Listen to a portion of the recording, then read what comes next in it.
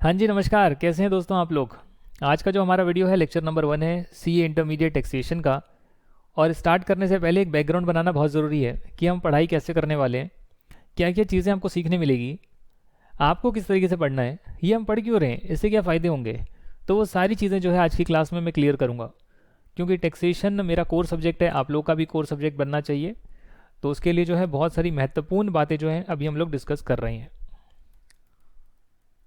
ये तो अकाउंटेंसी का लास्ट लेक्चर का कुछ है, इसको डिलीट करते हैं। एक एक्सपेरिमेंट कर रहा हूँ यहाँ पे, रूलर वाली लाइन को हटा रहा हूँ तो ब्लैंक शीट ओपन हो गई है। ठीक है, ऐसे लिख लिया करूँगा इसमें इनकम टैक्स। तो किस किस के लिए पढ़ रहे हैं हम, सीए के लिए पढ़ रहे हैं और सीएमए वाले स्टूडेंट्स के लिए पढ़ रहे हैं। B com, M com, M B A वो पढ़ना चाहें तो पढ़ लीजिए, उनका भी सिलेबस सेम है। बट अल्टीमेटली हम सीए और सीएमए का इनकम टैक्सेशन या डायरेक्ट टैक्सेशन को कवर करेंगे। इसमें जो मैं करवाने वाला हूँ ये आपका मई 2021 या जून 2021 और नवंबर 2021 या दिसंबर 2021 के लिए करवाने वाला हूँ। तो सीए के एग्ज़ाम्स मई और नवंबर में होते हैं, वहीं सीएमए के जो एग्ज़ाम्स हैं वो जून और दिसंबर में होते हैं। मई और नवंबर का करवाने के बाद मैं इसमें आपको प्रोवाइड करूंगा अमेंडमेंट्स, जिससे ये वीडियोस बन जाएंगे आपके मई और नवंबर 22 के। मैं ये नहीं कह रहा कि मई 22 नवंबर 22 का नया बैच नहीं आएगा, ये नेक्स्ट ईयर वाले स्टूडेंट्स को पहले ही बता रहा हूँ। मई 22 नवंबर 22 का नया बैच भी आ सकता है, बट फिलहाल to be on a safer side कि अगर कल को कोई ज़्यादा चेंजेस नहीं है, छोटे मोटे चेंज हैं, एक वीडियो में बताए जा सकते हैं, तो फिर सारे लेक्चर्स क्यों बनाने। मैं आपको नए वीडियोस तो दे ही रहा हूँ मई 21 नवंबर 21 के। अगर इसमें एक अमेंडमेंट वीडियो ऐड कर दिया जाए तो एक साल और आगे तक जो है इसकी वैलिडिटी एक्सटेंड हो जाएगी और मई 22 नवंबर 22 वाले स्टूडेंट्स भी इसको देख पाएंगे। ठीक है सर। सीए कोर्स में ये इंटरमीडिएट में करीब करीब आता है 60 मार्क्स का और 40 मार्क्स का जीएसटी होता है, ऐसा ही है ना कुछ। और सीएमए का जो डायरेक्ट टैक्सेशन है इंटरमीडिएट में, उसमें पूरा 100 मार्क्स का पेपर होता है। बट इसमें कुछ 3-4 चैप्टर्स छोटे छोटे और होते हैं सीएमए कोर्स में, सीएमए नहीं होते, सीएमए तो पूरा करेंगे हम, उसके साथ 3-4 चैप्टर्स एक्स्ट्रा हैं, वो मैं सीएमए वाले स्टूडेंट्स को भी करा दूंगा ताकि उनका सिलेबस भी कंप्लीट हो जाए। सर पढ़ने की मेथोडोलॉजी क्या रहेगी, किस प्रकार पढ़ाई होगी। मेथोडोलॉजी सही लिख रहा हूँ, मेथोडोलॉजी पढ़ने का तरीका। तो फिलहाल सीए का जो है स्टडी मटेरियल अभी नहीं आया है जब ये मैं वीडियोस बना रहा हूँ। जब आएगा नवंबर मिड में आएगा, नवंबर के बाद आएगा, तो उस केस में जो है हम स्टडी मटेरियल को भी रेफ़र करेंगे।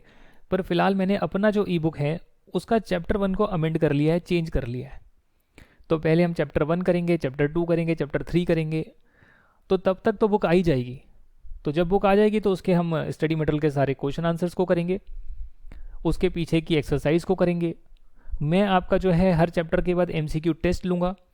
जो हमारी एंड्रॉयड एप्लीकेशन है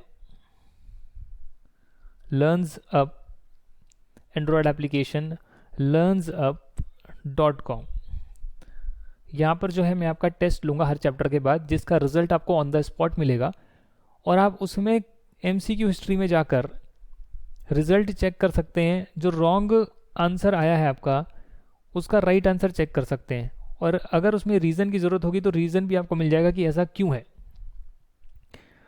राइट, तो ये आपको फैसिलिटी दी गई है। सर ये जो ई बुक है क्या हम इसका प्रिंट आउट ले लें। देखिए मेरा तो ये मानना है कि प्रिंट आउट ले लेंगे तो कोई नुकसान नहीं है, प्रिंट आउट तो ले आइएगा। पर आपका जो है आपको कम से कम जो है नोट्स अपने बनाने हैं हैंड रिटन। और कैसे बनाएंगे आप, सबसे पहले जो मैं करवा रहा हूँ, जो चीज़ें समझा रहा हूँ, उसके लिए आप बनाएंगे एक रफ कॉपी। तो क्लास के दौरान अगर आपको कोई चीज़ इंपॉर्टेंट लगती है या थोड़ा सा ब्रीफ में लिखना चाहते हैं यार ये टॉपिक जो है आज की क्लास में कवर हुए हैं, तो उसे आप इस रफ कॉपी में लिख लेंगे। उसके बाद जो आपने प्रिंट आउट आप लेकर आए हैं इसे भी आप रीड करेंगे साइमल्टेनियसली, करेक्ट। और आप चाहें तो इसमें भी इनकॉर्पोरेट कर सकते हैं कुछ पॉइंट्स अगर हमने एक्स्ट्रा डिस्कस कर लिए, ई बुक में नहीं है। ई बुक तो एक समरी फॉर्मेट बना कर दिया है, बट मैं आपको हो सकता है एक्स्ट्रा बातें बता दूं जो आपके सिलेबस का पार्ट नहीं है, थोड़ा बहुत वो भी बता दूं। तो आप चाहें तो यहाँ पर खाली स्पेस में नोट डाउन कर सकते हैं या रफ कॉपी में लिखे रहने दे सकते हैं। जैसे आपका एक चैप्टर हो जाएगा, एक चैप्टर जैसे ही पूरा होगा, वो पूरा होने के बाद आप बनाएंगे फेयर कॉपी, फेयर रजिस्टर, एक मोटा रजिस्टर ले आएंगे जिसको बोलेंगे फेयर कॉपी। और उसमें आप जो वीडियो लेक्चर्स देखे हैं, जो आपने डेली बेसिस पर उसको रिवाइज करा है, जो भी आपने छोटे मोटा नोटिंग वगैरह करा है रफ कॉपी में, उन दोनों को मर्ज कर और जो स्टडी मटेरियल के हम क्वेश्चंस करेंगे वो सब करके तीनों को मर्ज कर फेयर कॉपी में सुंदर राइटिंग में ब्रीफ, बहुत ही कम भाषा में सारे प्रोविजंस जो आपको समझ में आया पढ़कर, जो मैंने समझाया क्लास में, जो स्टडी मटेरियल के क्वेश्चन कराए, सबको कंबाइन कर अपने ब्रीफ नोट्स बना लेंगे। यानी कि ऐसे लिखेंगे कि ज़्यादा से ज़्यादा चीज़ें जो है कम से कम पेजेस में आ जाए और सारे प्रोविजंस आपके कवर हो जाए। ऐसा करने से क्या होगा कि जब एग्ज़ाम का एक दिन होगा, एक दिन बचा होगा एग्ज़ाम का, तब जो है आप सिर्फ इस कॉपी को रेफर करेंगे तो आपका काम बन जाएगा। इसमें आप हो सकता है कुछ एग्जाम्पल्स डालना चाहें एक्स्ट्रा स्टडी मटेरियल के तो आप डाल सकते हैं, जो एग्जाम्पल्स मैंने कराए हैं उसको इनकॉर्पोरेट करना चाहें कर सकते हैं। ऐसी मास्टर कॉपी बना सकते हैं कि जिसके बाद आपको इस कॉपी के बाहर से कुछ भी ना पढ़ना पड़े। हर चैप्टर के बाद आप 1 या 2 पेजेस को खाली छोड़ सकते हैं कि कल को जब हम कोई एक्स्ट्रा मॉक टेस्ट पेपर करें, आरटीपी करें, कुछ भी एक्स्ट्रा पढ़ें, तो उसमें हो सकता है ना कोई चीज़ निकल कर आ जाए कि भैया ये बहुत इंपॉर्टेंट है। तो आप क्या कर सकते हैं, उस चीज़ को भी यहाँ पर इनकॉर्पोरेट कर सकते हैं। कोई चेंज आ गया, अमेंडमेंट बाद में आ गई, वैसे तो आएगी नहीं, बट फिर भी जो रिविजनरी टेस्ट पेपर आते हैं उसमें कुछ 1-2 चेंजेस अगर कुछ बताए आईसीआई ने, तो हम उसे भी डिस्कस करेंगे एंड में।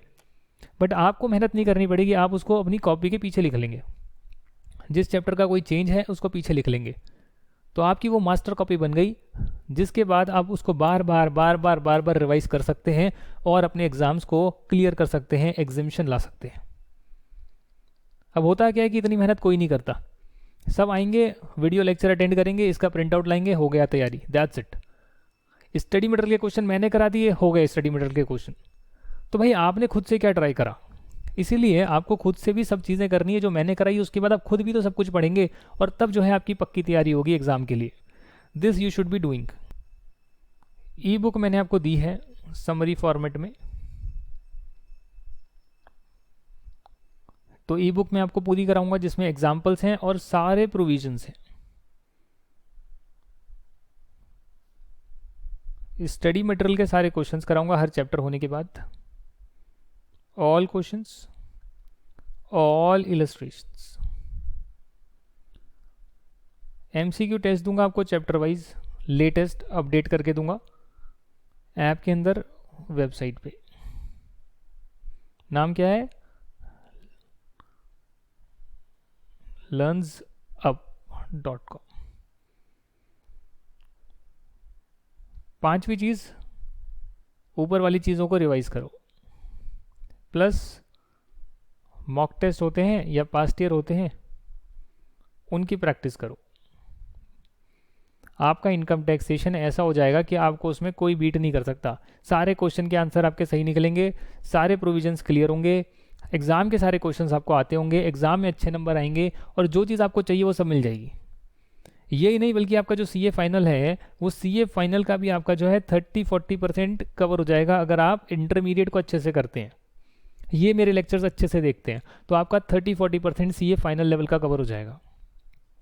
उसमें आपको बस 2-3 चैप्टर और करने पड़ेंगे और आप पासिंग मार्क्स जितने ला सकते हैं सीए फाइनल में। तो ये कहानी है सर। अब बात करते हैं why income tax. Income tax काहे को पढ़ना रे, इनकम टैक्स नहीं पढ़ेंगे तो काम नहीं चलेगा का। ए बबुआ, काम नहीं चलेगा का, बताओ हमें इनकम टैक्स क्यों पढ़ रहे हैं। सर इसलिए पढ़ रहे हैं ना कि सीए या सीए में इंटरमीडिएट में जो है ना सिलेबस का पार्ट बनाया हुआ है, इसके लिए पढ़ना पड़ रहा है। अरे नहीं बुर्बक, अगर इसलिए पढ़ रहे हो कि इंटरमीडिएट के सिलेबस का पार्ट है, तब फिर आप सिर्फ एग्जाम पास होने के लिए पढ़ रहे हो।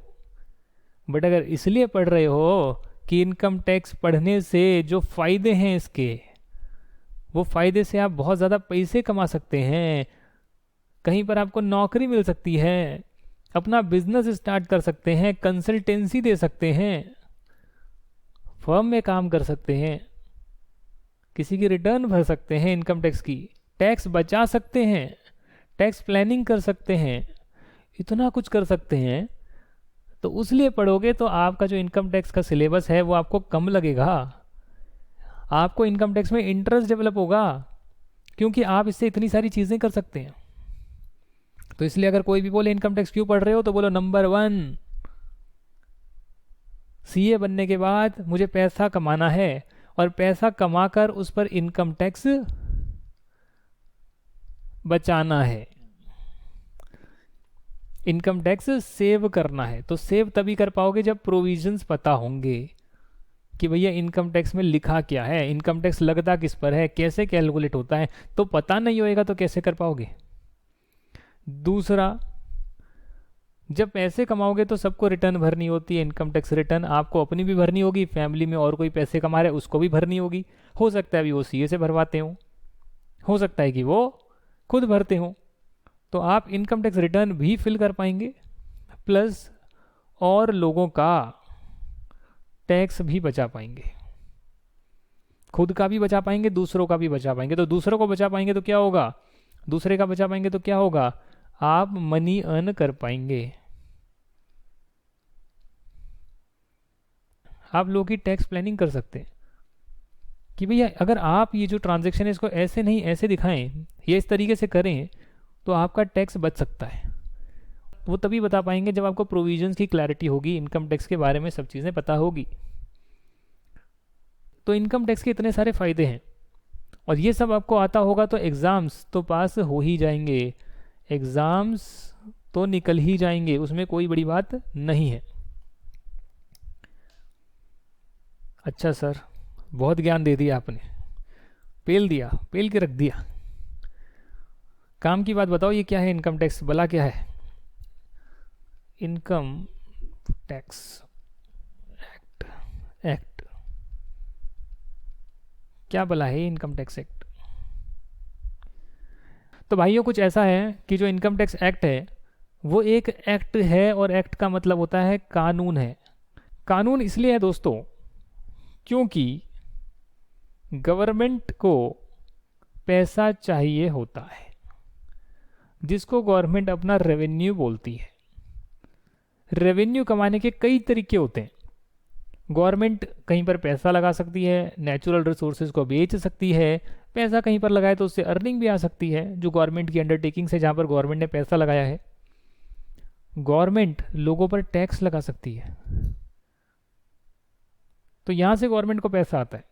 अभी गवर्नमेंट ने स्टैचू ऑफ यूनिटी बनाया, स्टैचू ऑफ यूनिटी, तो वो गवर्नमेंट के पैसों से बनाया ना, गवर्नमेंट नहीं तो किया, वो कोई प्राइवेट ऑर्गेनाइजेशन से करवाया, बट ओनरशिप तो गवर्नमेंट की रहेगी।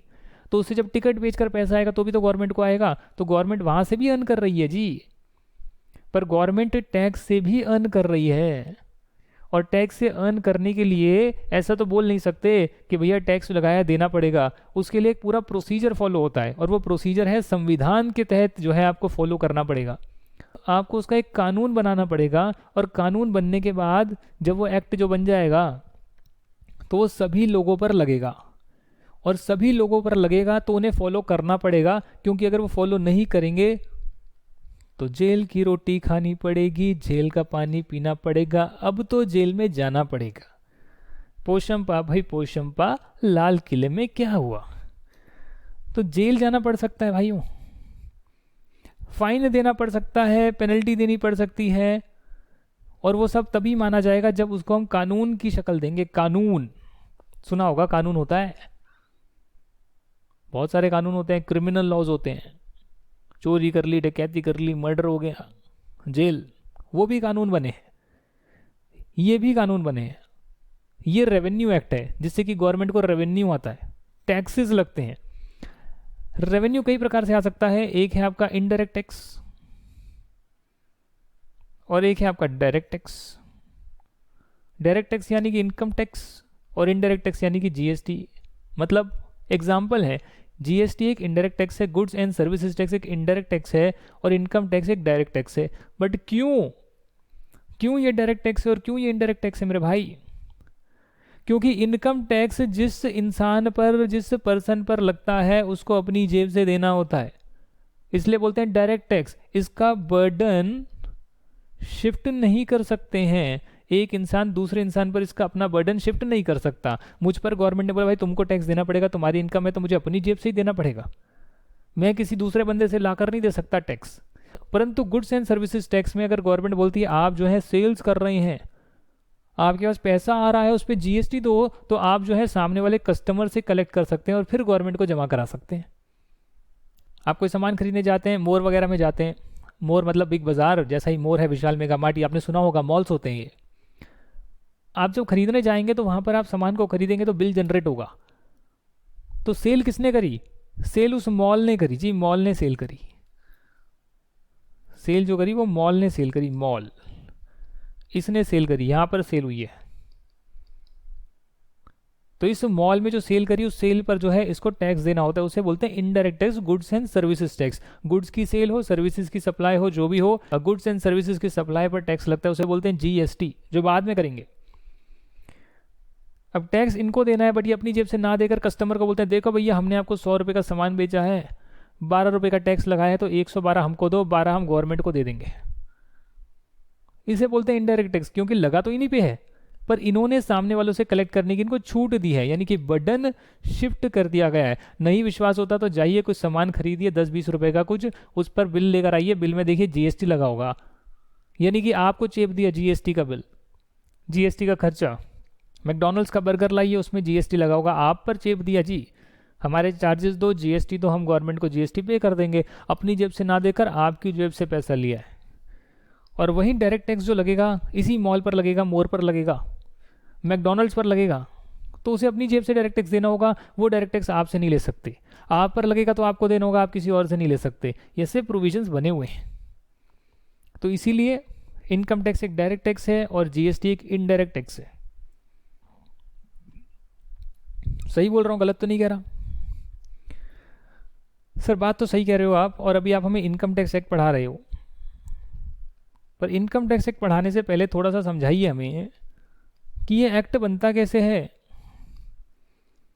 जी एक्ट जो है वो आपका बनता है कॉन्स्टिट्यूशन ऑफ इंडिया में जो लिखा गया है उसके तहत बनता है, मतलब कॉन्स्टिट्यूशन में जिसको जो पावर दी गई है उसी के तहत जो है आगे एक्ट बनता है। एक्ट से पावर आती है तो उससे और काम होते हैं। तो सारा का सारा जो खेल है वो कॉन्स्टिट्यूशन ऑफ इंडिया से। कॉन्स्टिट्यूशन ऑफ इंडिया में जो कि आया था 26 जनवरी 1950 में, 1950 में कौन लाए थे इसे? भीमराव अंबेडकर साहब। कैसे लाए थे? इंग्लैंड का कॉन्स्टिट्यूशन निकालो, दूसरे देशों का निकालो, कॉपी पेस्ट करो, थोड़े बहुत चेंजेस करो, कॉन्स्टिट्यूशन ऑफ इंडिया तैयार। हाँ जी, कोई भी चीज़ बनती है कॉपी पेस्ट करके बनती है, कॉपी पेस्ट करा, थोड़ा बहुत मॉडिफाई करा, तैयार।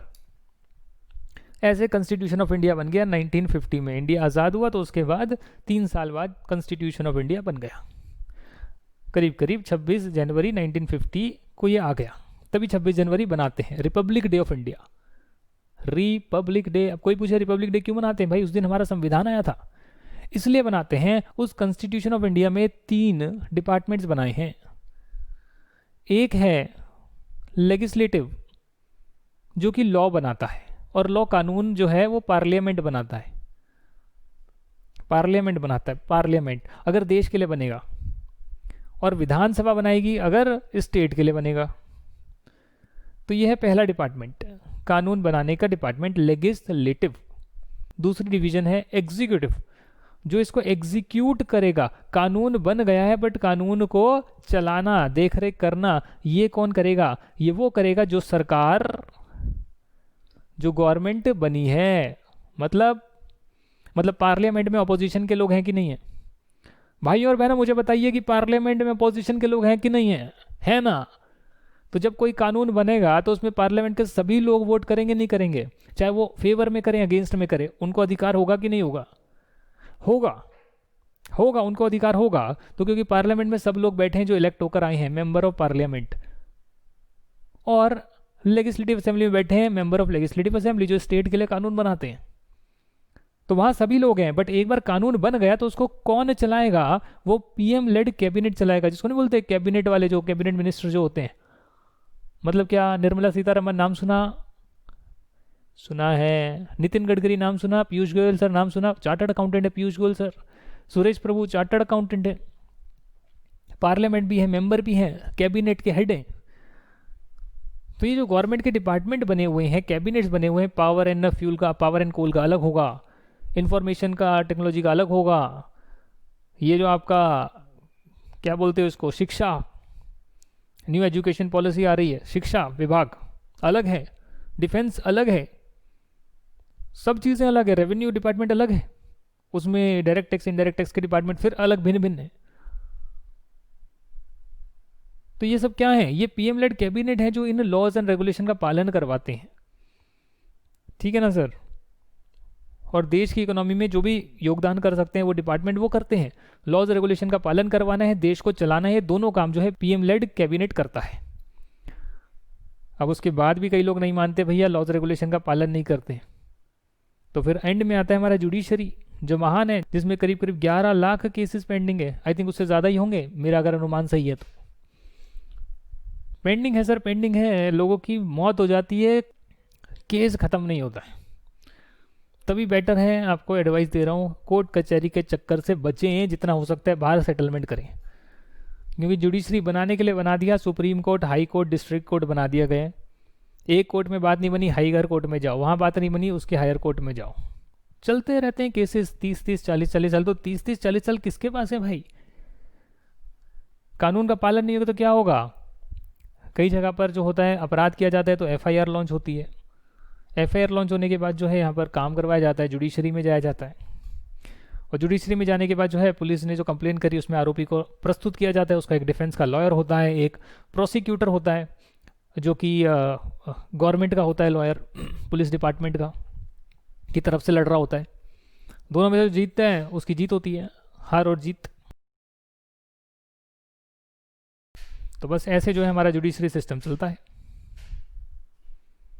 लॉज रेगुलेशन को पालन करवाना इनका काम, बनाना पार्लियामेंट का काम, और अगर पालन नहीं किया जाए तो उसके लिए जुडिशरी दंडित किया जाएगा। जो हमारा इनकम टैक्स है या जीएसटी है, इसमें भी जो है ना छोटे छोटे कोर्ट्स बने हुए हैं, छोटे छोटे कोर्ट बने हुए हैं। कोर्ट कि बड़े कोर्ट में जाने से पहले अपने छोटे कोर्ट में जो है इसका हल निकाल लो। जैसे income tax appellate tribunal, ITAT से बोलते हैं, income tax appellate tribunal. CA final में आएगा इसकी क्या अथॉरिटी होती है, कैसे जाते हैं, क्या होता है, सीए फाइनल में है। बट एक अथॉरिटी बनी हुई है जो कि छोटा कोर्ट है, कि जो भी विवाद होंगे पहले आप इस कोर्ट में लड़ सकते हैं, और इसमें जो सीए इन प्रैक्टिस हैं वो भी लड़ सकते हैं। तो ये भी आपके पास काम आ गया। कोर्ट में नहीं लड़ सकते आप जी, कोर्ट में नहीं जा सकते आप, उसके लिए आपको LLB करनी पड़ेगी। वो भी कर लेंगे, बच्चों का खेल है। जब सीए कर ली तो LLB क्या चीज़ है, वो तो कभी भी कर लो यार। पेपर पास करने हो गई LLB, सिंपल है, कितने लोग करके बैठे हैं। सीए करने में दिक्कत होती है, मेहनत तो यहाँ लगती है जी। तो सीए इन प्रैक्टिस है, वो इस अथॉरिटी में रिप्रेजेंट कर सकते हैं अपने क्लाइंट को, केस लड़ सकते हैं। बट इसके ऊपर अथॉरिटी में जाएंगे तो फिर वहाँ पर आपको LLB करनी पड़ सकती है। कंपनी लॉ है, कंपनी लॉ, इनकम टैक्स नहीं जी, कंपनी लॉ है, वो भी पढ़ेंगे ना, अलग उसका सब्जेक्ट है, उसका अलग कोर्स आ रहा है। उसमें भी एक अथॉरिटी है जिसे बोलते हैं company law tribunal, national company law tribunal, NCLT। वो भी एक छोटा सा कोड बनाया है। जीएसटी में भी एक छोटा सा कोड बना के रखा है। हर एक्ट में जो है कई बार जो है उसमें विवाद आते हैं, अगर उस पर्टिकुलर एक्ट में, तो उसके छोटे छोटे कोड अंदर ही जो है गठित करके रखे हुए हैं, उनका गठन करके रखा हुआ है। पहले यहाँ मामला हैंडल कर लेंगे, नहीं हुआ तो फिर हायर कोर्ट में जाने का भी ऑप्शन है। तो ये सिस्टम है जी। तो सर कॉन्स्टिट्यूशन से जो है एक्ट कैसे बन गया, समझ में नहीं आया। देखिए कॉन्स्टिट्यूशन में जो है आपके उसमें आर्टिकल्स दे रखे हैं, पूरे कॉन्स्टिट्यूशन को आर्टिकल्स में बांटा हुआ है। ये नहीं जो पैराग्राफ्स हैं बांटा हुआ है, हर पैराग्राफ का नंबर दिया हुआ है, 1 2 3 4 करके पैराग्राफ के नंबर चल रहे हैं। तो वैसा जो आर्टिकल 246 है, मतलब कि जब लाइन में जाओगे तो 246 वाला जो आर्टिकल आएगा उसमें पावर दी है यूनियन को और स्टेट गवर्नमेंट को कि वो टैक्सेस लेवी कर सकती हैं। टैक्स को लेवी करने का पावर है इनके पास। अच्छा सर, उस आर्टिकल 246 के शेड्यूल 7 में, मतलब आर्टिकल है तो उसमें शेड्यूल 1 2 3 4 5 6 7 आएंगे, 7th नंबर वाला शेड्यूल आएगा। तो पहले तो कॉन्स्टिट्यूशन ऑफ इंडिया पूरा पढ़िएगा, उस कॉन्स्टिट्यूशन ऑफ इंडिया के आर्टिकल 246 में जाइएगा, होमवर्क है आपका। 246 में ये पावर दे रखी है यूनियन स्टेट गवर्नमेंट को टैक्सेस लगा सकते हैं, और शेड्यूल 7 में लिखा हुआ है कि भैया जो यूनियन लिस्ट है जिसमें जो आइटम्स लिखे हैं उस पर सिर्फ सेंट्रल गवर्नमेंट लॉ बना सकती है। उसमें लिस्ट लगी है, शेड्यूल के अंदर लिस्ट लगी होती है। देखो पूरी बातें जो है ना वो एक्ट में या फिर पूरी बातें जो है संविधान में नहीं लिख सकते, तो उसमें रेफरेंस दे देते हैं और फिर उसका जो है पीछे एनेक्स्टर लगा देते हैं कि भैया ये लो पीछे डिटेल में पढ़ लेना। तो वो शेड्यूल उसमें बनाए हुए हैं, शेड्यूल नंबर 7 में जो है लिस्ट लगाई हुई है, यूनियन लिस्ट में दे दिया आइटम्स, इन पे सेंट्रल गवर्नमेंट लॉ बनाएगी। स्टेट लिस्ट में आइटम दे दिया, इस पे स्टेट गवर्नमेंट लॉ बनाएगी।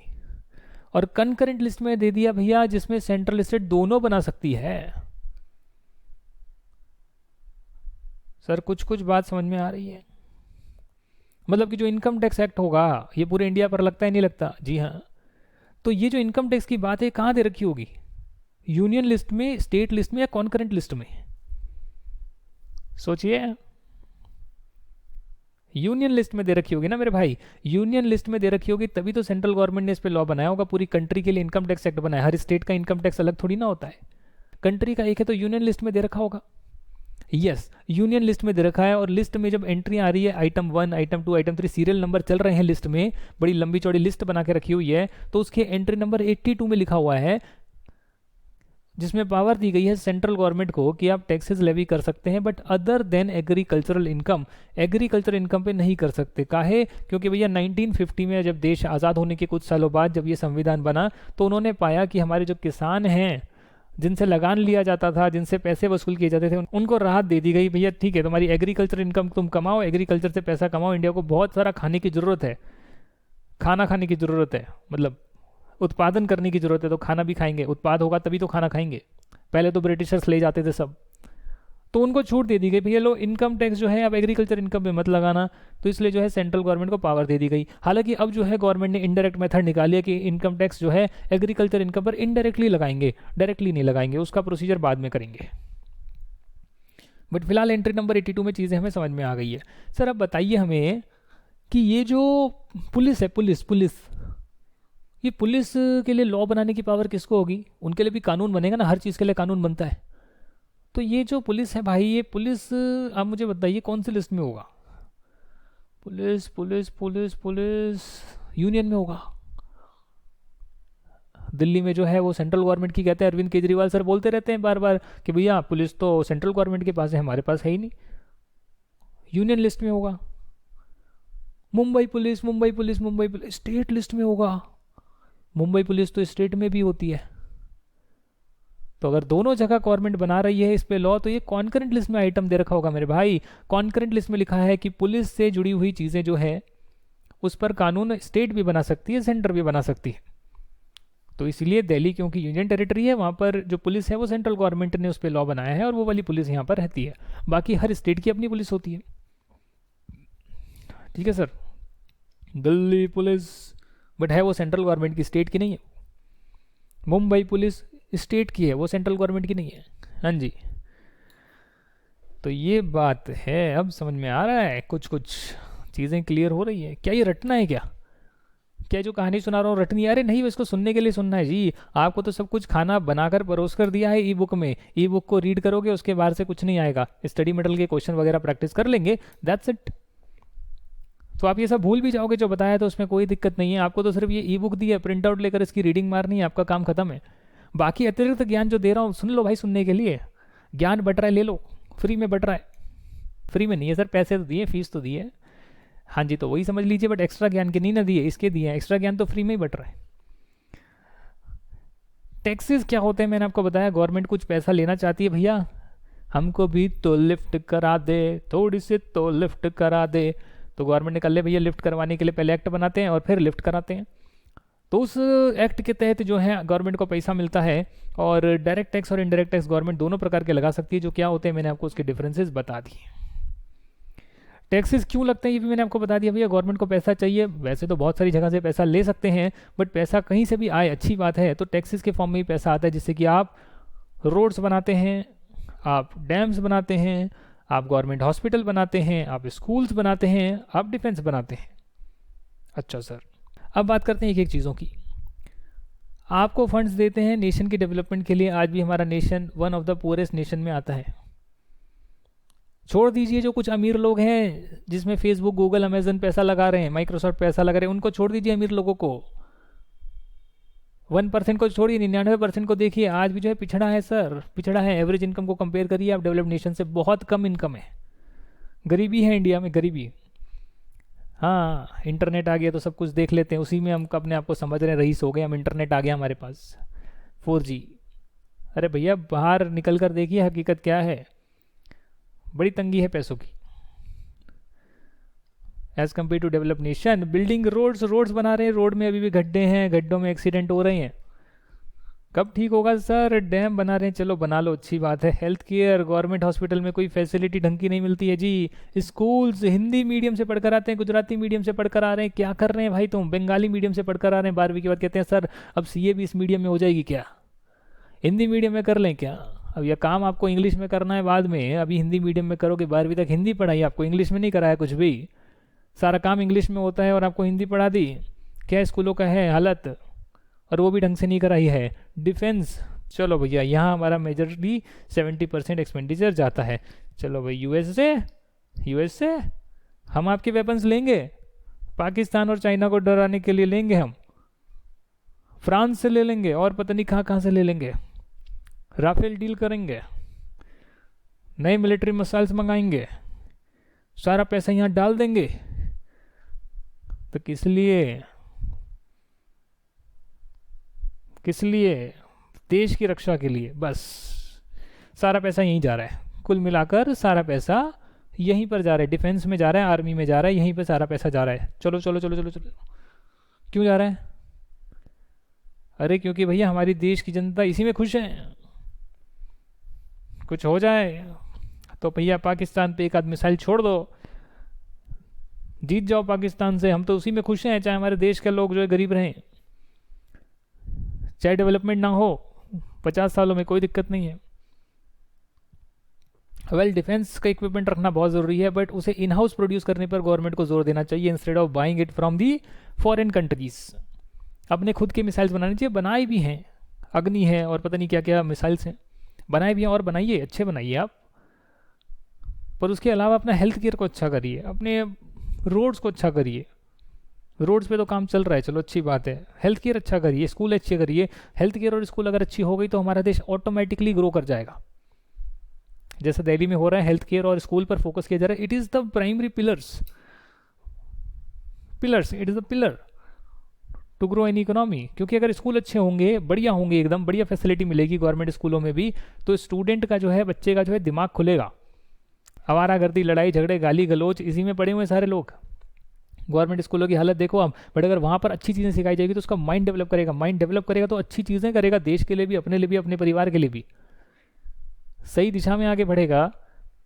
कल को कोई बीमारी आ गई, कोई दिक्कत आ गई, परेशानी आ गई भैया, तो हेल्थ केयर इतना अच्छा है कि हमारा गवर्नमेंट हॉस्पिटल में इलाज हो जाए, ज़्यादा पैसे ना लगें और इलाज हो जाए, तो एक अच्छी बॉडी रहेगी, स्वस्थ बॉडी रहेगी, माइंड डेवलप होगा, तो वो देश जो है बहुत आगे जाएगा। तो these two are the basic pillar to grow in economy, to become strong. School and health care, school and health care दोनों पूरा गवर्नमेंट के हाथ में होना चाहिए। यहाँ उल्टा है, गवर्नमेंट का नाम के लिए है बस, और वहाँ भी जो नाम के लिए वहाँ भी अपने रिश्तेदारों के इलाज होते हैं वहाँ पे, बाकियों का तो नंबर ही नहीं आता सर, क्या करें। चलो जिसके पास पैसे है वो प्राइवेट में कराओ, नहीं है वो तो जाकर देखो आप एम्स के बाहर और हॉस्पिटल के बाहर, वहीं रास्ते पर ही मर रहे हैं लोग, वेटिंग लिस्ट में है। तो देश की हालत बहुत बुरी है। पर वही बात है ना, टैक्स का रेवेन्यू भी गवर्नमेंट के पास इतना कुछ खास आता नहीं है। इनकम टैक्स का रेवेन्यू आता ही कहाँ है? आप अगर सोच रहे हैं इनकम टैक्स दे रहे हैं, तो मैं आपको बता दूं एक चीज़ कि इनकम टैक्स कितने लोग दे रहे हैं। देखिए 5 करोड़ लोग जो है वो रिटर्न भर रहे हैं, और रिटर्न भरते हैं तो जरूरी नहीं उसमें आप इनकम टैक्स पे करें। रिटर्न तो आप अपनी शो करते हैं कि इतनी इनकम है, और 2.5 लाख तक इनकम पर कोई टैक्स नहीं लगता है, ये मैं आपको पहले बता दूँ। तो 2.5 लाख तक इनकम पे टैक्स नहीं लगता है, और उससे ज़्यादा भी इनकम है तो काफ़ी डिडक्शंस वगैरह आप ले सकते हो, हम आगे पढ़ेंगे, छूट वगैरह मिल जाती है, तो टैक्स नहीं बनता है। तो टैक्स नहीं बनता तो निल रिटर्न है, या कईयों की ऐसी रिटर्न है जिसमें कि लॉस आ गया है कि बाद में फ्यूचर में प्रॉफिट आएगा तो उससे एडजस्ट करेंगे तो हम रिटर्न भर लेते हैं। तो करीब करीब कुल मिलाकर 1.5 करोड़ लोग जो है वो टैक्स भर रहे हैं। उस 1.5 करोड़ में मेजरली जो है वो ज़्यादा टैक्स नहीं भर रहे हैं, बहुत ही मिनिमम भर रहे हैं। ये कंपनीज की बात नहीं कर रहा मैं, इंडिविजुअल्स की बात कर रहा हूँ, लोगों की बात कर रहा हूँ, चाहे वो अपना बिजनेस कर रहे हो इंडिविजुअली, कंपनी में जॉब कर रहे हो, कुछ भी हो। तो बस इतने ही लोग जो हैं 100 करोड़ में, 130 करोड़ में जो है 1.5 करोड़ लोग ही जो है टैक्स भर रहे हैं, जो कि करीब करीब 1% आप लगा लीजिए, 1% लोग जो है इनकम टैक्स दे रहे हैं। But goods and services tax जो है इनडायरेक्ट टैक्स, वो तो आप गरीब से गरीब बंदा भी सामान खरीदेगा तो टैक्स देगा ना, अमीर से अमीर खरीदेगा तो भी देगा, राइट। तो ये दोनों टैक्स सिस्टम का जो है डिफरेंसेस है इन दोनों टैक्स सिस्टम में, डायरेक्ट और इनडायरेक्ट में। तो कैसे ठीक किया जाए भाई इसको, करप्शन दूर करें, पॉपुलेशन कम करें, और ये सब चीज़ें तभी हो पाएगी जब आप एजुकेशन पर फोकस करेंगे। एजुकेशन में बंदे का दिमाग विकसित होगा, दिमाग विकसित होगा तो वो अपने लाइफ के सही डिसीजन लेगा। सही डिसीजन लेने से क्या होगा कि वो अपना बेहतर करेगा, अपने परिवार का बेहतर करेगा। रॉन्ग डिसीजन से नहीं लेगा तो चीज़ें जो है एटलीस्ट अपने अपने लिए तो बढ़िया करते जाएगा, और सब लोग अपने अपने लिए बढ़िया करते जाएंगे without harming any one else. Because अगर पढ़े लिखे होंगे तो डेफिनेटली वो किसी और का नुकसान नहीं करेंगे, देश का नुकसान नहीं करेंगे, अगर उनमें इतनी समझ होगी तो, और खुद का अच्छा तो करेंगे ही करेंगे। तो ऐसे करने से क्या होगा कि हम खुद का अच्छा कर रहे हैं बट देश का नुकसान नहीं होने दे रहे, किसी और क्या हम गलत नहीं कर रहे किसी के साथ, तो पूरा देश जो है प्रोग्रेस करेगा। अपना भला कर रहे हैं, देश का नुकसान नहीं कर रहे, देश का भी भला होने दे रहे हैं। अभी क्या है, अपना भला कर लो, देश बाहर में जाए तो कोई दिक्कत नहीं है। तो ये है, इस सिस्टम को बदलना पड़ेगा। हाँ, फेसबुक पर तो बोलने के लिए आ जाएंगे, फेसबुक पर तो आपको मिल जाएंगे जी, देश के साथ हैं हम, बट एक्चुअली में देश के लिए कितना कर रहा है भाई कोई कंट्रीब्यूट, आप बताइए जरा मुझे। बहुत ही कम लोग कर रहे हैं, मेजरली कोई कंट्रीब्यूट नहीं कर रहे हैं। हाँ, अगर मान लो कोई आपने कोई डोनेशन दी थी, साथ में कोई चीज़ आ गई, तो उसका मत मान लेना कि मैंने देश के लिए बहुत कुछ कर दिया। देश के लिए करना बहुत बड़ी चीज़ होती है, उसमें तन मन धन से देश के लिए बहुत कुछ करना होता है जी, बहुत ही कम लोग कर रहे हैं।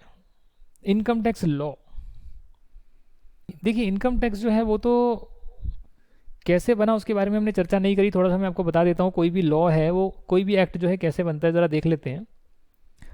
अगर सेंट्रल गवर्नमेंट बना रही है पूरे इंडिया के लिए तो पार्लियामेंट बनाएगा। पार्लियामेंट में जो है 2 हाउसेज होते हैं, लोअर हाउस यानी लोकसभा और अपर हाउस यानी कि राज्यसभा। तो पहले जो एक्ट है वो एक हाउस में पास होता है, वहाँ से पास होकर दूसरे हाउस में जाता है, यहाँ पर कुछ ये रिकमेंडेशन देते हैं तो वापस पहले हाउस में आता है, फिर ये उस रिकमेंडेशन को कंसीडर करते हैं तो वापस यहाँ पर जाता है, पास होने के बाद जो है प्रेसिडेंट ऑफ इंडिया के पास जाता है, और प्रेसिडेंट ऑफ इंडिया जब साइन करते हैं तो वो एक्ट बनता है। यानी कि जब इंट्रोड्यूस करा गया था तब उसे एक्ट नहीं बोलते, एक्ट तो तब बोलते हैं जब प्रेसिडेंट ऑफ इंडिया ने साइन कर दिए। जब इंट्रोड्यूस करते हैं तब उसको बिल बोलते हैं, income tax bill, Lokpal bill, companies bill, act नहीं बोलते।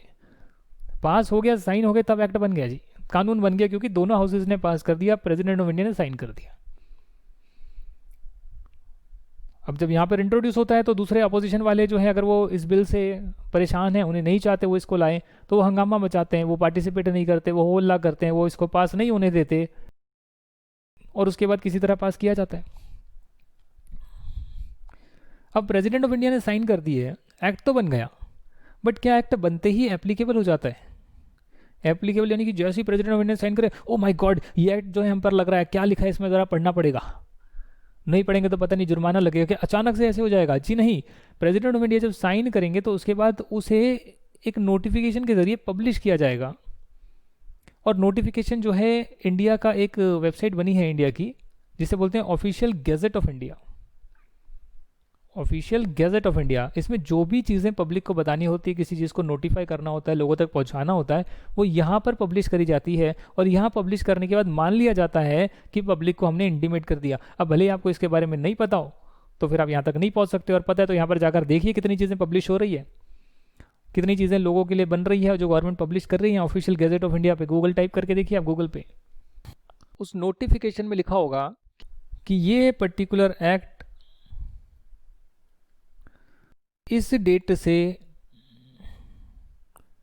एप्लीकेबल होगा। वो एप्लीकेबल कब से हुआ? 1961 में आया। जिस ईयर में पास हो गया, जिस ईयर में प्रेसिडेंट ने साइन कर दिया, वो ईयर तो हमने यहाँ पर एक्ट के आगे लगा दिया। और हर केस में यही होता है। कंपनीज एक्ट 2013 में पास हुआ। इनकम टैक्स एक्ट 1961 में पास हुआ। बट एप्लीकेबल कब से हुआ जी? प्रेसिडेंट ने साइन कर दिया, ठीक है, आप तब से जो है एक्ट का वो ईयर आगे लगा देते हैं कि इस ईयर में आया था। पर जब उसकी नोटिफिकेशन पब्लिश हुई तो नोटिफिकेशन में डेट लिखी हुई है कि ये एप्लीकेबल होगा 1 अप्रैल 1962 से। अच्छा 1962 से ये एक्ट बनता है, ऐसे पब्लिश होता है। कहाँ पब्लिश होता है? ऑफिशियल गैजेट ऑफ इंडिया में।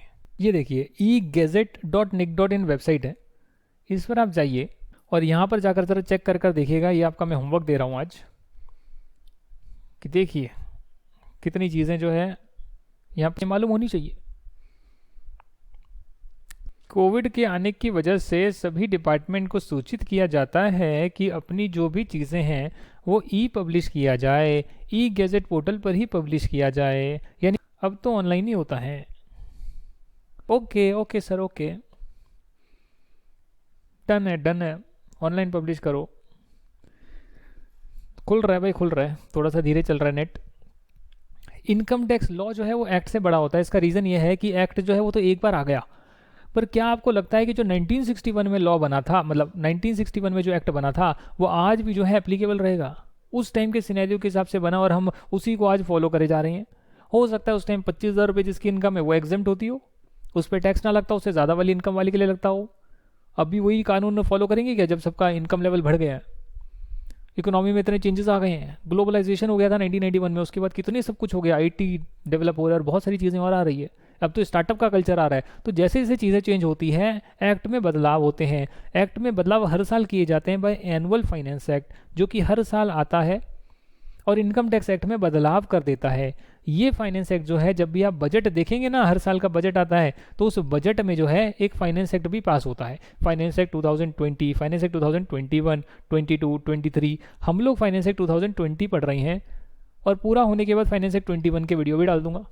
तो यानी इनकम टैक्स एक्ट 1961 में आया और 1961 में आने से लेकर 2020 तक जो चेंजेस हुए, उन चेंजेस को इनकॉर्पोरेट करके इनकम टैक्स एक्ट में आपको पढ़ा रहा हूँ। एक बार पूरा कर लेंगे तो अगले साल जो चेंजेस आएंगे वो चेंजेस भी एक्स्ट्रा करा दूंगा। पर मैं आपको बता दूं कि आपके सिलेबस में क्या आएगा, फाइनेंस एक्ट 20 आएगा। 20 में जो आया वो आपका मई और नवंबर 21 में एप्लीकेबल होगा। जो 21 में आएगा फाइनेंस एक्ट, जिसमें चेंजेस वगैरह आएंगे, पूरा नहीं चेंज होता इनकम टैक्स एक्ट, कुछ कुछ चीज़ें चेंज होती हैं, तो वो 21 में जब आएगा वो 22 मई 22 नवंबर 22 में एप्लीकेबल होगा। आप तो मुझसे ये वाला बैच ले रहे हैं ना, पर ये चीज़ तो मैं आपको फ्री में दे रहा हूँ ना। अगली वाली जो आएगी फाइनेंस एक्ट में, वो मैं आपको फ्री में करा दूंगा। बात यहाँ पर ख़त्म नहीं होती है। एक्ट में बहुत सारी चीज़ें लिख दी है कि रिटर्न भरनी है। एक्ट में बोल दिया रिटर्न भरनी होती है। अब वो रिटर्न का फॉर्मेट कैसे होगा, रिटर्न कैसे दिखेगी साहब? एक्ट में थोड़ी ना लिखा है कि ऐसे रिटर्न होगी, यहाँ पर नाम जाएगा, यहाँ पर आपका और बहुत सारी जो है चीज़ें डिक्लेयर करोगे आप, फिर उसको सबमिट करोगे। वो एक्ट में थोड़ी ना बताया। एक्ट में लिखते रिटर्न भरनी होती है। रिटर्न समझते हो? इनकम टैक्स रिटर्न नाम सुना है? जो भी आपने पूरे साल में कमाया है उसको रिटर्न की फॉर्म में, यानी कि एक फॉर्म की फॉर्म में भरकर जो है सबमिट करना होता है, जिसे रिटर्न बोलते हैं, इनकम टैक्स रिटर्न। वो जो है किस फॉर्मेट में होगी, कौन सा रिटर्न का नंबर होगा, वो इनकम टैक्स रूल्स में बताया जाता है। Income tax rules 1962, income tax rules. और कौन बनाता है? Central board of direct taxes, यानी गवर्नमेंट का डिपार्टमेंट है, डिपार्टमेंट ऑफ रेवेन्यू। उसके अंदर डायरेक्ट टैक्स का डिपार्टमेंट है। उस डायरेक्ट टैक्स के डिपार्टमेंट में central board of direct taxes है, जो उसका हेड है। वो जो है उसकी अथॉरिटी है इनकम टैक्स रूल्स बनाने की। सर्कुलर्स और नोटिफिकेशन उसके बाद आते रहते हैं जी। क्यों आते हैं सर?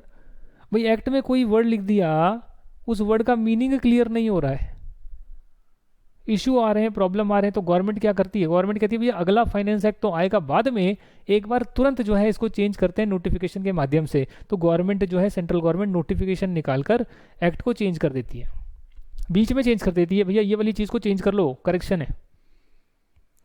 और कई बार कुछ कन्फ्यूजन ऐसी होती है जिसमें गवर्नमेंट कहती है कोई दिक्कत नहीं है, पर फिर भी जो आपका ये जो central board of direct taxes है, इसको लगता है कि हमें क्लैरिटी दे देनी चाहिए कि हम डिपार्टमेंट जो है, डिपार्टमेंट ऑफ टैक्स जो है, वो इसको कैसे इंटरप्रेट कर रहा है। वो इसको कैसे समझ रहा है इस चीज़ को, जो एक्ट में कोई भी कन्फ्यूजन है जो नहीं क्लियर हो रही है और गवर्नमेंट भी उसमें नोटिफिकेशन नहीं निकाल रही है, तो सीबीडीटी यानी central board of direct taxes उस पर सर्कुलर इशू कर देता है, जिसको फॉलो आप करें या ना करें आपकी मर्जी होती है। पर नोटिफिकेशन जो है जो गवर्नमेंट इशू कर रही है जिससे एक्ट चेंज हो रहा है, यानी कि वो एक्ट को तो पालन करना आपकी भी रिस्पॉन्सिबिलिटी है और इस central board of direct tax की भी रिस्पॉन्सिबिलिटी है। एक्ट को दोनों पालन करेंगे। सर्कुलर को आप पालन करें ना करें आपकी मर्जी है, आपके फेवर में होगा तो पालन कर लें, अगेंस्ट में होगा तो आप बोलें भाई एक्ट में जो लिखा है उसको तो हम इस तरीके से मान रहे हैं, वो कहेगा नहीं ये तो इस तरीके से है। दोनों में मतभेद होगी तो आप कोर्ट जाएंगे, कोर्ट जाएंगे तो हाई कोर्ट सुप्रीम कोर्ट में जजमेंट आएगी, फिर जजमेंट के हिसाब से आप उसको पालन करेंगे। जजमेंट क्यों आती है? क्योंकि एक एक्ट में लाइन लिखी है जिसका इंटरप्रिटेशन, जिसको समझने का तरीका आपका अलग है, डिपार्टमेंट का अलग है। वो कह रहे हैं इस पर टैक्स देना पड़ेगा, आप कह रहे हैं टैक्स नहीं देना पड़ेगा, तो दोनों में विवाद होगा, तभी आप कोर्ट जाएंगे और कोर्ट फिर उसको सही भाषा में जो है सही तरीके से इंटरप्रेट करेगा और बोलेगा नहीं इसका ये मतलब है जी।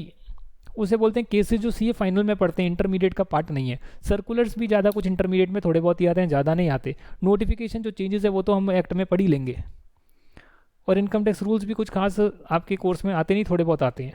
तो अल्टीमेटली इनकम टैक्स एक्ट पढ़ना है, अमेंडेड विद फाइनेंस एक्ट 2020, तो ये हमें पढ़ना है। जब ये एक्ट दोस्तों लिखा जाता है, जब ये एक्ट लिखा जाता है तो उस एक्ट में जब लिखा जाता है बहुत सारी प्रोविजंस जो लिखे जाते हैं, बहुत सारी चीज़ें लिखी जाती है, तो उनके कुछ ना कुछ सेक्शन नंबर दिए जाते हैं। सेक्शन 1, सेक्शन 2, सेक्शन 3, 4, 5 ऐसे करके चलता है। जैसे यहाँ पर लिखा है सेक्शन 6, सब सेक्शन 6, सेक्शन के बाद सब सेक्शन। समझ रहे हैं आप मैं क्या कह रहा हूँ? Section 6, sub section 6।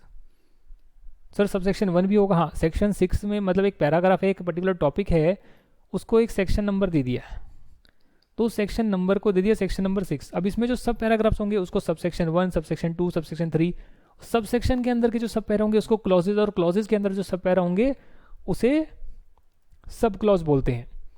तो section, sub section, clause, sub clause की भाषा में उसको हम पढ़ते हैं कि भैया ये चीज़ कहाँ लिखी है, एक्ट के अंदर ही लिखी है जी, बट एक्ट के अंदर कहाँ पर लिखी हुई है?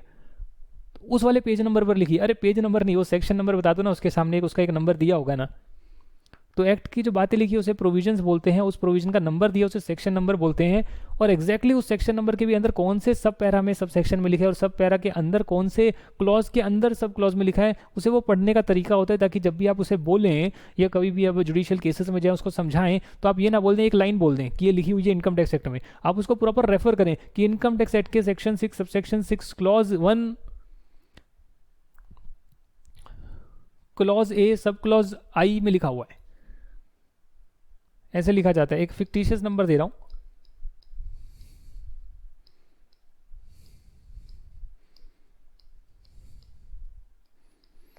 ऐसे section 6, sub section 6, clause A, sub clause आई, आई बोल लो या 1 बोल लो, फिर ऐसे करके वो 2 होता है, ऐसे 3 करके रोमन नंबर में 3 होता है, ऐसे करके 4 होता है, ऐसे चलता है।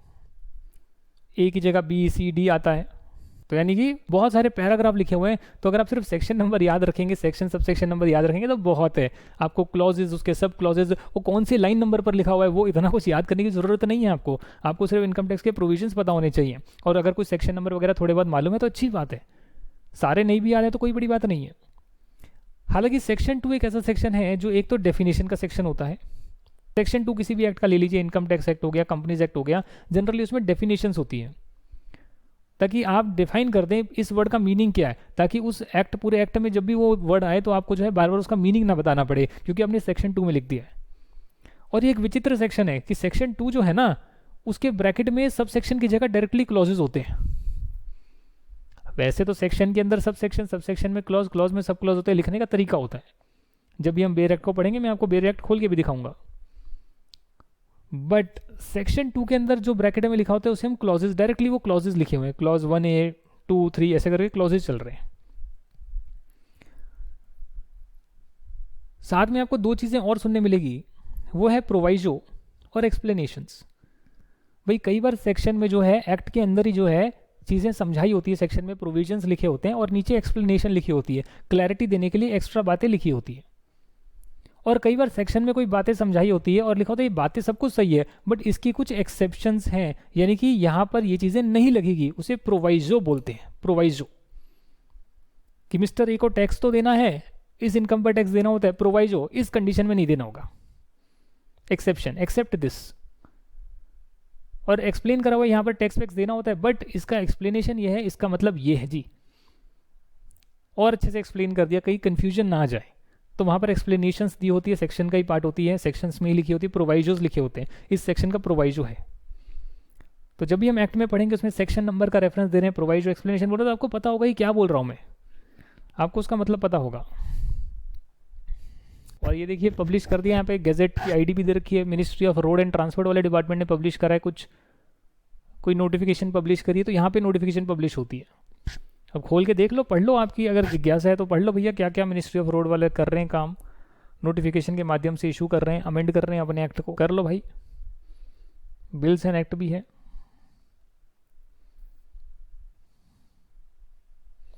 मैंने यहाँ लिखा है इनकम टैक्स एक्ट, ये इनकम टैक्स की वेबसाइट आ गई है, इनकम टैक्स एक्ट डिपार्टमेंट की वेबसाइट आ गई है, इनकम टैक्स डिपार्टमेंट। इन्होंने जो है एक्ट बड़ी खूबसूरती से एक्ट डाला हुआ है, जितनी चीज़ें अमेंड होती है ना वो अमेंड कर कर डाल देते हैं, तो जब आप नेक्स्ट टाइम खोलेंगे तो आपको अमेंडेड मिलेगा, चेंज्ड मिलेगा। ये इनका एक बहुत अच्छा काम है इनकम टैक्स डिपार्टमेंट का। तो ये आपका आ गया इनकम टैक्स एक्ट 1961। वैसे तो बहुत सारे एक्ट हैं, gift tax, wealth tax abolish हो चुका है, फिर भी आ रहा है। इक्वलाइजेशन लेवी सी, ये फाइनल में है। बेनामी प्रॉपर्टी नया है, बेनामी प्रॉपर्टी मोदी जी बेनामी प्रॉपर्टी पर पड़ गए हैं भैया, प्रॉपर्टी किसी और की, नाम किसी और के आ रही है। कहते हैं ना वो, ना ना ना तू प्यार है किसी और का, तुझे चाहता कोई और है, ऐसा ऐसा कुछ होता है। सेक्शन 1, सेक्शन 2, सेक्शन 3, सेक्शन 4, 5 ऐसे देखो आ रहा है। खोला मैंने सेक्शन 5 खोल लिया, मैंने क्लिक कर दिया इस पर, खुल जा खुल जा खुल जा खुल जा, working on it. Okay okay, understand understand understand. तू प्यार है किसी और का, तुझे चाहता कोई और है।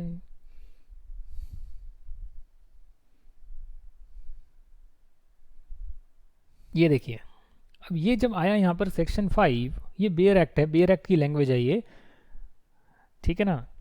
तो उसमें ये जो 1 लिख दिया ब्रैकेट में, ये हो गया सबसेक्शन, उसके बाद क्लॉज ए बी सी, तो क्लॉजेज हो गए। Subsection 2, clause A clause B, explanation 1, explanation 2, correct. The explanation 1 of section 5 subsection 2, explanation 2, मतलब क्लैरिटी देने के लिए एक्सप्लेनेशंस लिख दी है। तो लिखने का तरीका है, अब आपको सब कुछ याद नहीं रखना, आपको सिंपल अगर पता है सेक्शन 5 में scope of total income given है, जो हम पढ़ेंगे क्या होती है, तो बहुत हो गया ना आपके लिए। कौन सी लाइन में क्या लिखा हुआ है वो एग्जैक्टली याद करना है, कर सकते हो तो अच्छी बात है जी, कर लिया तो कोई नुकसान नहीं है, बट कोई कंपल्शन भी नहीं है। तो इसी के साथ जो है आज की क्लास में जो मैंने आपको पूरी कहानी समझाई है इनकम टैक्स एक्ट की, वो जो है मुझे लगता है आपको समझ में आई होगी। नेक्स्ट क्लास में पढ़ेंगे कि इनकम टैक्स जो है वो टोटल इनकम पर लगता है, तो टोटल इनकम कैसे निकालें, ये हम नेक्स्ट क्लास में सीखेंगे। जैसे ही आपका हर चैप्टर कंप्लीट होगा, उस चैप्टर कंप्लीट होने के बाद आप मुझे व्हाट्सएप पर मैसेज करेंगे, और मैसेज आपकी यहाँ पर आ रहा है स्क्रीन पर, व्हाट्सएप नंबर 8368479717, और बताएंगे कि मैंने कंप्लीट कर लिया है, और मैं आपको अप्रिशिएट करूँगा डेफिनेटली, और कुछ ना कुछ एडवाइस भी दूंगा आपको आपकी प्रिपरेशन के रिगार्डिंग कि अच्छा ये चैप्टर हो गया तो अब आपको ऐसे पढ़ना है, तो वो चीज़ें आपको मिलेगी। Therefore after completion of every chapter just message me on WhatsApp, और इस प्रकार जो है आपकी प्रिपरेशन अच्छे से चलेगी। तो ये आपका जो है इंट्रोडक्शन हमने कवर कर लिया है। अब इनकम टैक्स जो निकलता है वो टोटल इनकम पर जो है निकलता है, टोटल इनकम निकालेंगे तो उस पर इनकम टैक्स कैलकुलेट होता है। ये टोटल इनकम कैसे निकालते हैं उसे हम नेक्स्ट जो है वीडियो में बात करेंगे। देखने के लिए आपका बहुत बहुत धन्यवाद। Will see you in the next video then, next lecture then. Jai Hind and bye bye.